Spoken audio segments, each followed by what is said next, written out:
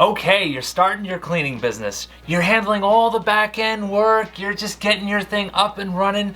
You're getting your logo. You're getting your website built. All of the branding and everything is set up. Then you're doing legal stuff. Then the day happens. You get your EIN number. And now you're ready to take over the world with your cleaning business. But then it hits you. How in the world are you gonna sell your cleaning services if you have no sales experience? Well, that's exactly what I'm gonna show you on this video. So let's get right to it. Hi, my name is Mike Mack and I help everyday people build automated cleaning businesses without getting dirty in the process. Whether you've yet to start or you are struggling currently with your cleaning business and looking for ways to grow and automate your company, you're in the right place. So hit that subscribe button and let's get to work here. Okay, so how do we get new business, AKA new cleaning accounts? How do we get them without being a sales expert? Well, before we tackle that, let's first talk about the 3 most common ways inexperienced cleaning business owners or people with no sales experience who own cleaning businesses, how are they going out to acquire new customers? Well, it's typically one of 3 ways. The first way is typically cold calling. Now, anyone not new to this channel knows I'm not a huge fan of cold calling. But why am I not a huge fan of cold calling? Because the idea of sitting down in a room, locking yourself in a room with a notepad filled with numbers, filled with people you don't know, filled with people who are not expecting your phone call, the idea of you sitting in that room and just calling people relentlessly over and over and over again until you get them into a business friendship with you, business relationship with you, I feel like you're kind of annoying your way there, but that's my belief. People are not expecting the call. So for you to just keep calling and calling and calling and you're gonna be hearing no, and sometimes you'll hear downright nasty remarks, that's not for everybody. So that's the first way. What's another way they do it? Well, another way to do it is going door to door, which the way I like to say it is, you're basically taking your cold calling on the road with you. Because what you're doing is instead of locking yourself in a room and just calling numbers all day, you're actually driving around, wasting gas money and going door to door and soliciting your service. Notice how I said soliciting there. That's because whenever you walk into one of these properties, there's usually a sign on the door that says, no solicitation, do not solicit us, meaning do not sell your stuff to us. They're running a business like you're running a business. So not everyone's going to be into that. So that's another reason why I don't like that. So what's the third way? The third way people who are inexperienced, they usually go out and get cleaning customers is simple. They use services like Alignable, Angie's List, Yelp, Home Advisor. Not very common for commercial, but it is possible. Now, and the reason why we don't love those is because these aren't going to be very targeted leads. That's the first thing. The second thing is they're not very reliable. But what do these 3 ways have in common? Well, you have to be really good at sales to do them. What do I mean? You have to be someone who's pretty charismatic. I mean, you are walking in cold after all. You can't be boring and expect to pull that off.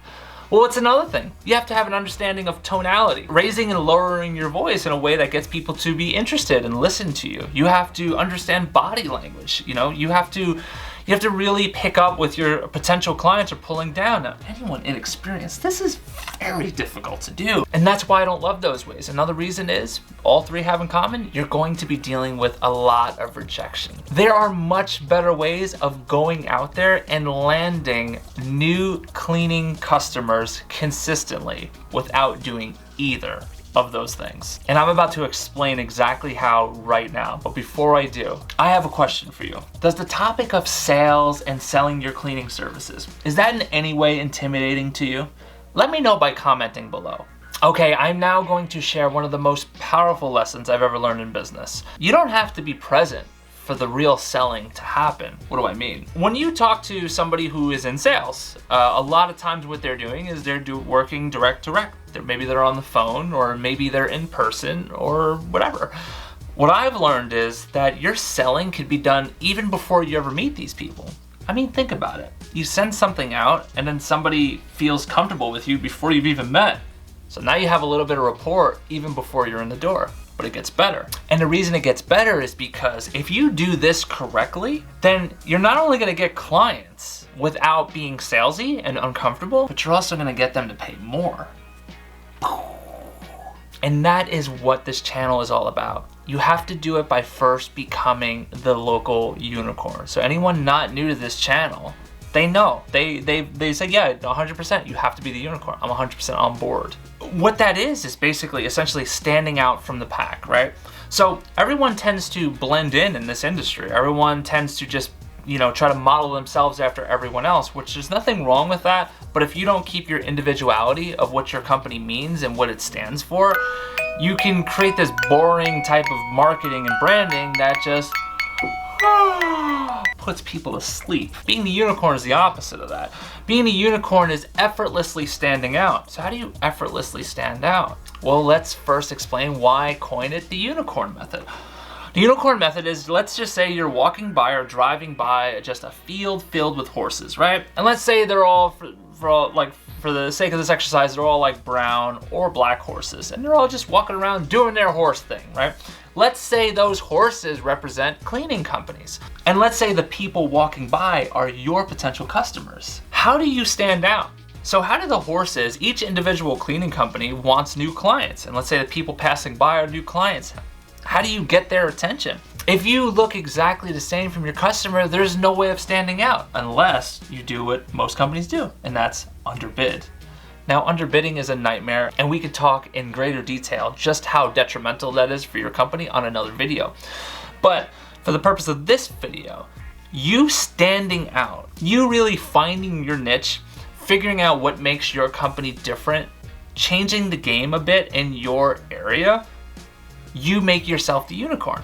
Now, if you position yourself and you make your company the unicorn, now I want you to think about the same exercise, but instead of a bunch of horses underbidding to win their way to their new customer's heart, they're looking into that field and they see this like mystical purple, white, whatever, however you envision a unicorn, but it just has like a long horn and it's just completely different. It looks completely different than every other horse there. So right off the bat, more than half of your sales process is already complete, because when your potential clients look into a field and they're like, that company, they see your company because it's completely different than everyone else. And that is truly the unicorn effect. And the way to do that, like I said, is like really finding your niche, finding your messaging, setting yourself apart, being completely different.